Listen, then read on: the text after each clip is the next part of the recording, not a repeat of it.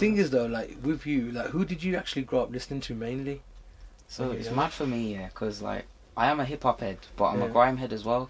But then some of my big music that I listen to just on a daily is like neo soul and jazz, and like, you know what I mean, like stuff like that. And but yeah, like I think I always say like the first single I ever bought was Oi from NOIR Fire Crew. Yeah. So back in the day, like that was the first single I ever bought, and I was like, bro, I must have been about 10.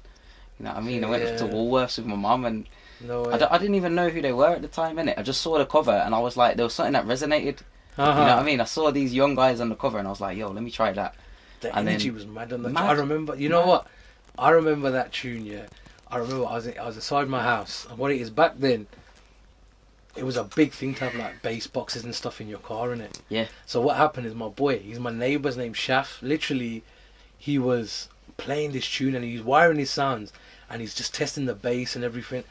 And for like, I think he had that tune on loop, and I must have heard it like 3-4 times. I'm like, raw, that's mad. What is it? Crazy. And I stepped outside. Literally, it's like a hood video, like, you know, like it's like being in Friday, for example. You know, when everybody's just standing outside on a hot sunny day. Yeah. And I was like, yo, what's this? He goes, yo, it's more Fire Crew. It's a new thing. I was like, oh, they're hard. They were hard, innit? Yeah. But that for me, that was like the introduction to grime, innit? Yeah. Oh, yeah. I see where you're coming from. That was my introduction to grime. You know what I'm saying? Yeah. So obviously, my parents used to listen to like D'Angelo and yeah. And then Raphael Sadiq's a major influence for me. Like he's done a lot of work with D'Angelo as well. Timbaland, Missy Elliott, Snoop. First rapper I ever listened to was first two. My pops gave me 2 albums when I turned about 14, 15. Raz Kaz Soul on Ice. Okay. And Murs is a Ninth Wonder.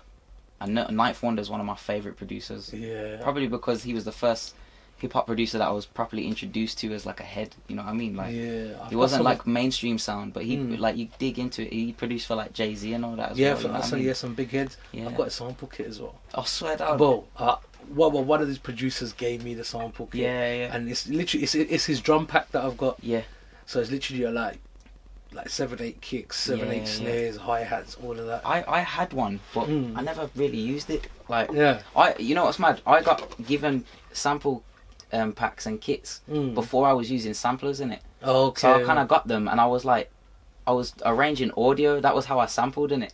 So like my early beats that I was making, like I would put like the kick audio, like, and I would align it with the one, and then, you know what I mean, and like each on the bar, and it was such a long process, and because of which, and I didn't know how to use the metronome at the time, like I didn't know how to set the tempo of the track, so I would just literally be in a default arrangement window, and it might, like, for instance, like Logic's default is 120 in it. Yeah. So I would literally like just have 120, and then I wouldn't even listen to the metronome. I would literally just like set it on the bar where I thought it fit. Yeah. And then it would just be like doom, doom, cat, doom, doom, cat. You know what I mean? But because of that, and because it was out of quantization, like I used to have parts of my beats that would go out of beat.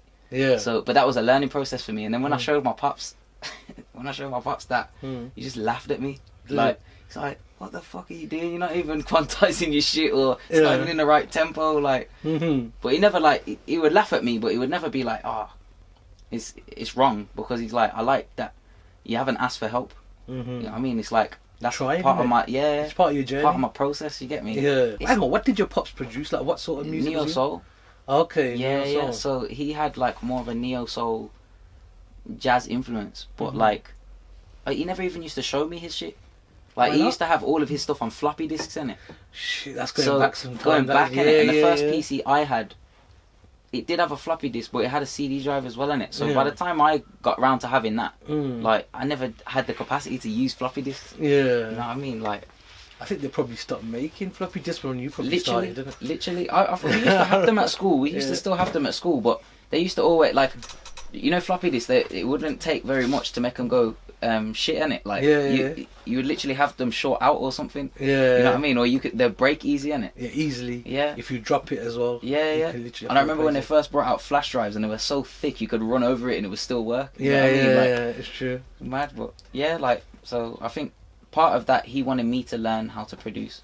and be an artist or self-producing artist as well in it, because he never had no one that taught him, so he was kind of like, I can give you some keys, but you gotta like learn. The foundations have to come through you. So I think if anything, it's probably more like he wants you to find your way, and then if anything, he'll probably help you tweak it to make you better. Yeah. But music's very personal, isn't it? Yeah. So it has to come from you. So exactly. Do you know what I mean? He can only do a certain amount. He ain't gonna turn it and make a song for you. For real. And I think a part of that as well is like he never wanted to be an influence of like why I produced a certain way. You know what I mean? He never wanted to be like, with me, I'm a very practical learner, so you could show me like a visual process of like how you would build a beat or like how you'd set up the camera or something, and I'd only watch it once, and I might not get it like dead on, but I'll remember the whole process. Like I remember the first time I did it, like me and my brothers and my pops was playing Metroid on the GameCube, and my pops would be like, alright, if you die you pass the pad, because we were in a 2-player game,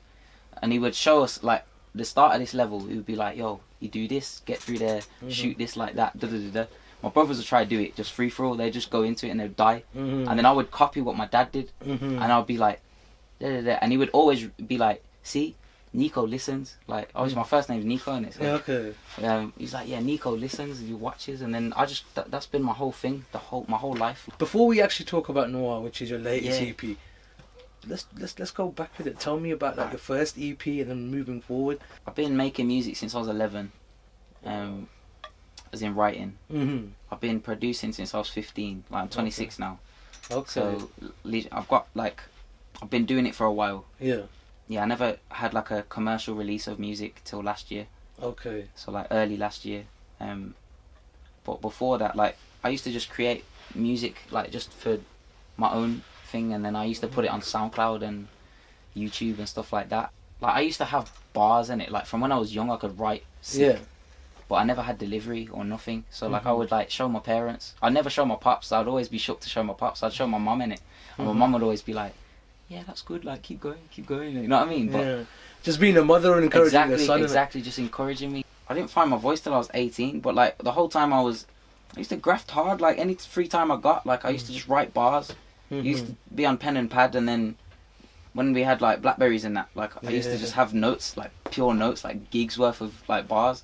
I never used to share them. When I was in college, I was shook to share them, because I used to go to college with like some like people who spit like proper. Like, I went to the same college as like Deps and all them. So yeah. So like I used to. They didn't always like cypher at college, but like I used to be around people that could spit and they were good, and I was too shy in it. And I'm a dancer as well, so that was my background. Like I was the dancer of the group in college and that. But then I just kept working on it in my own time. You know what I mean? And then. So about 18 and I found my voice and I started putting stuff out on SoundCloud, and even then it's like a few of my boys was like, bro, like your bars are good but you ain't got the voice, like, and it hurt me, like.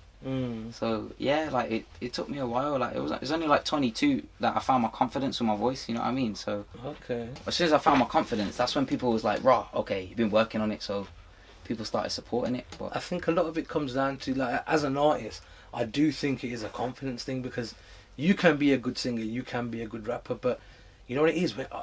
When you don't believe in yourself, no one else will. Nobody else will. Yeah. But two, it kind of shows in your delivery, because you don't believe in yourself. You're performing, but at the back of your mind, you've got that self-doubt. You know what I mean? So your words won't come out clear, or you probably won't be so loud. And being an artist, you've also got to be a performer. So the crowd has to buy into you. And I think when you've got that block there, it's just hard. You understand? But in my opinion, you can be a shit rapper or singer, but if you can turn around and own it, literally own it and be a boss and say, do you know what, fuck this, I'm confident enough to talk my shit to the world, no matter how good or bad you lot think it is. I think people buy into it a bit more, 100%, because it's your confidence. It comes through, and then people are like, you know what, he might be shit, but he ain't even acting like his shit. I want to listen to it. You know what I'm trying to say? People like invest in character, you know what I mean? Yeah, they don't necessarily invest like in stories, you know what I mean? At first, you know what I mean? It's like some of my biggest influences for like rappers. Like when I first started listening to rap, like when I first heard Nas, I was like, yo, like his storytelling's crazy, you know what I mean? And then it was the same for like Kano. I started listening to Kano and I was like, yo, it's just it just sounded different. You know what I mean? I've always been attracted musically to people that sound different. So like when Dizzy Rascal, like for me, when I first got into Dizzy Rascal, like I knew his music before I knew who he was, innit? Yeah, okay. Same like back in the day, like with pirate radio, no one really knew who anyone's faces were before Risky Road started doing things, innit? And then like, so I used to know his music, but I never knew his face. And then I remember like when I think it was when Kidulthood came out, and I heard Just the Rascal. When I heard that tune from the Kidulthood film, I was like, yo, I need to research who this guy is. And then when I found out who he was, and I just dug more into what he was doing, I just got more attracted to that type of sound and delivery, and his beats was different as well. You know what I mean? Yeah.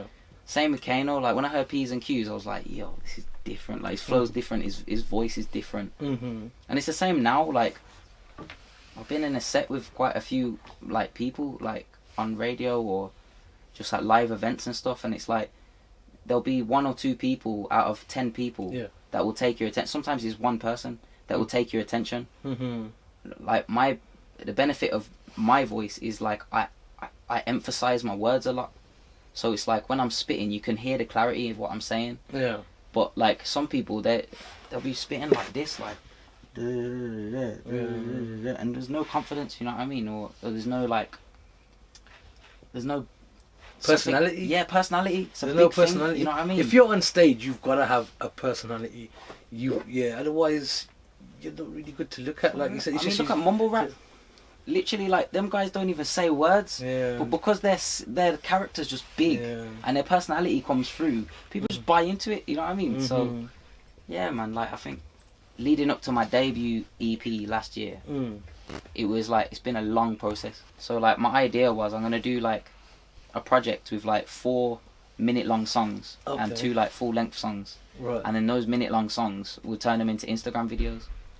So, and that's exactly what we did. The only thing is, like, as time went on, making that project, I was getting more shows as well, because I've been doing shows now for about 2.5, 3 years. And at the same time that we were coming to release it, like, I was getting booked for quite a few things, because I can host, and like I freestyle as well, so people would just book me for shows just to like hold a vibe. So then it was like, yo, at the round of the time where I was getting more bookings, it was like I lost the inspiration to do the videos. So we kind of left it at part 3. But yeah, man, it was a 6-track EP. What was it called? The Path. Yeah, so there was The Path. So it goes, this is The Path part 1 to 4. And then there's a tune called It's Time on the end. And it was supposed to be like my introduction to a professional career in music. Because it's like, I mean, you can search for me on YouTube or SoundCloud and you'll see my old shit. And it sounds dead. You know what I mean? The creativity's there. Like, I used to sample, like one of my first tunes that I put out, I sampled Dragon Ball Z, you know what I mean? Like, I'm a big anime fan in it. So like I used to sample the sounds and chops from that. And then that's sort of where it came from. But yeah, the confidence is way different. And then what about NOIR and your new EP? Yeah, so how did that come about? So basically, like I met the Casey Orange is the producer. Like I met him like 2 years ago. I started when I was doing music. Like I was originally in a duo called Hidden Agenda with one of my boys from the dance scene. We've come up in the dance scene together, and we started to go to this event called Listening Sessions, Birmingham event. It's basically for producers. You mainly get like drum and bass producers that go there, but there was a few of us there that made hip hop as well. So I met Reese or Casey Orange at that event, and then we were like, so what do you produce? And we was like, hip hop. And he was like, yeah, we're hip hop. We're the only hip hop guys in there. Like, And then it wasn't until we like previewed some of the music that we was doing that we really fucked with each other. For me, it's a project that sort of symbolizes our friendship and our chemistry. Because you can definitely hear the how comfortable I am within the production. You know what I mean? And we really like at every stage of it. It was never him sending me beats. Like we were there making it together. You know what I mean? It was like so you were basically involved in somewhat sense of the production as well. Really. Yeah. Like I mean, not necessarily in the creation process. It was on it. The influence and the inspiration. Yeah. So it was like I would say like to Reese, like the project's been made over a year period where we were both going through bare different things. So like stuff with relationships, stuff with friendships, like stuff with work. You know what I mean? Like bare different things that was like we were both relating to, and then yeah, man, we just kind of like we just built this project around it. So like first tune that we did was Growth Time, and I originally wrote a whole song called When I Touched That Stage, and it was to a J. Cole type beat, and it was a very like mellow tune, like 112 BPM or something like that, like, and we just like it was similar to what Growth Time is, but instead of being like when I touched that stage, mic in my face, it was like when I touched that stage, da da da da. Like it was a mellow flow. Okay, yeah. And I remember I went through something on this one of these days. I can't remember for the life of me, but I just went to the studio and like I met him outside the studio. Yeah. Everyone's outside smoking and just chatting, and I also walked up to him and I was like, "Bro, I need a crud beat. Let's go." And we just walked straight into the studio. We just started making it straight away. And yeah, like it's always been a process that come off the feeling of what we feel, like with raw emotion. You know what I mean? So then, like with your EP, what sort of feel does it have to it then? So like, give me an example throughout your EP. So you said that one could like you got one song that's a bit crud, but what other sort of vibes have you got in there? Well, I think like because me and Reese have a lot of influences ourselves, and we have like an ear for music individually. Like we're quite versatile as like an artist and as a producer, and you know what I mean. So we kind of the project to me like has a natural flow to it. So Growth Time's a grime tune. Golden Kids is a grime tempo, but we added like our own funk feel to it. Okay. I mean, we want it like the thing I love about Reese's production is like he has a lot of room in it, so it's like it gives me a lot of space to get in that pocket and like play with it. Okay. You know what I mean? And there's a lot of like polyrhythm stuff that I can do with it, so it doesn't have to be just straight da da da da da. I can really get in and be like, you know what I mean, play with it a bit more.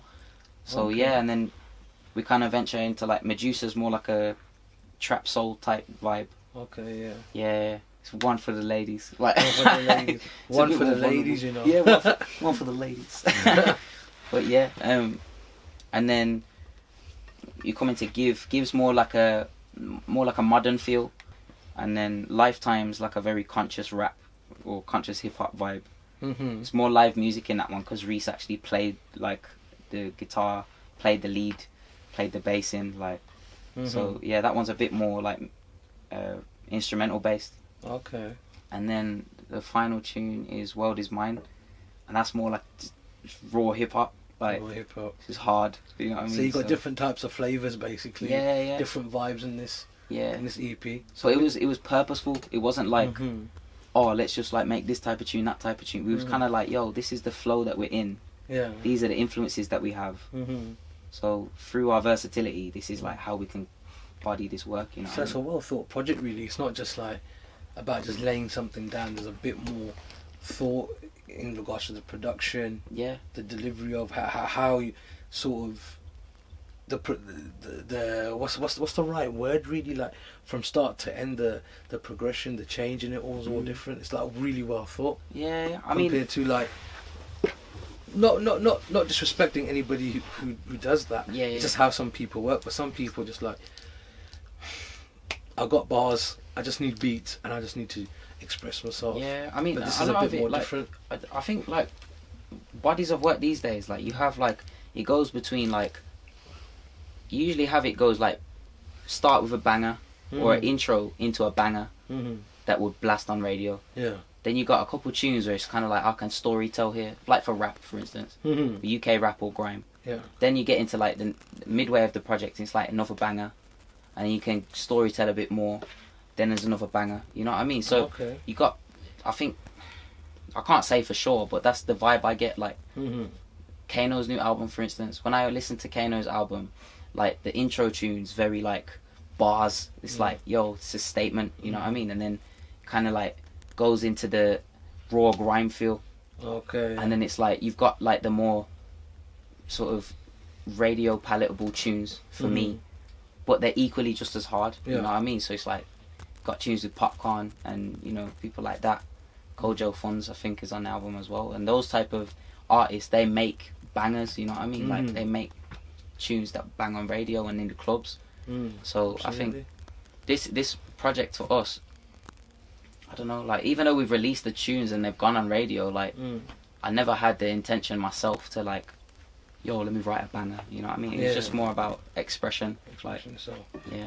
So what's your favourite tune on your EP? Someone asked me this yesterday, it's so difficult. So the top two, I think, is Golden Kids and The World Is Mine. The World Is Mine. Which one was it that you were playing earlier? Golden Kids, the first one that I played. Yeah. The other one's unreleased. But that's unreleased? Yeah. Oh, shit. We might do that one today. You lot, do you know what? Is that what you're going to be performing for us? Yeah. Do you know what? I tell you what, yeah? For everybody out there, listen, that tune that I'm talking about, in my opinion, is a fucking banger, yeah? So, I'm going to put you on the spot now, yeah? Yeah. And I'm going to say, perform a tune from your EP and perform the banger. Both. Yeah? Boom, let's do it. Shout out your social media for everybody, please. Yeah, man, so Tarju Sano, the Dope Res Kid. You can catch me on all my social handles is Tarju Dope Res, TARJU DOPERES. Everything, literally. Okay. And don't forget, you can cop your NOIR t-shirts. Okay, where are they? In my DMs. In your DMs, yeah? Just slide into your DMs. We're gonna put them online as well, but for now, just in the DMs. Okay, say nothing. Yeah. That's fine. It's your boy Lucky Lux here, representing Inite Music. Please do subscribe to the YouTube channel, and basically, he's performing now. Jeez. Yeah, let's Pick do up this. the Inite Music and Lucky and all that. Thank you very much, bro. Respect.